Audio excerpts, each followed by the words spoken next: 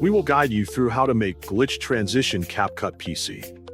Quick disclaimer, skipping a single step will affect your final result, so you need to follow this step-by-step guide carefully.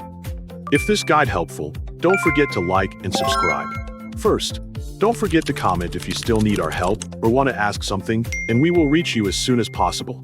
Second, press the Windows key to open the Start menu and find CapCut by entering its name in the search box.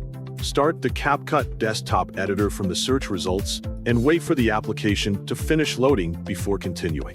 Open a previous project or create a new one, depending on whether you are starting a fresh edit or continuing an existing project.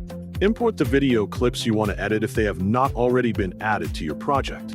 Position the clips in sequence along the timeline so they meet at the exact point where you want the transition to appear.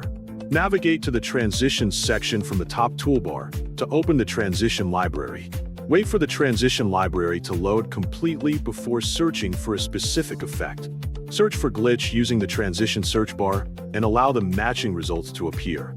Browse the available glitch transition presets until you find one that best suits your editing style and the overall mood of your video. Select the glitch transition by clicking it to preview the animation. If you are satisfied with the preview, apply the transition by dragging it onto the cut between the two clips on the timeline. Modify the transition duration to control the speed of the effect. A shorter duration creates a fast and energetic glitch, while a longer duration produces a more noticeable and dramatic transition. Play back the edited section to preview the glitch transition and carefully observe how the first clip changes into the second. Fine-tune the timing until the effect looks smooth and impactful without appearing too abrupt or too slow. Review the complete video from beginning to end to verify that every transition plays correctly and creates a consistent flow throughout the project.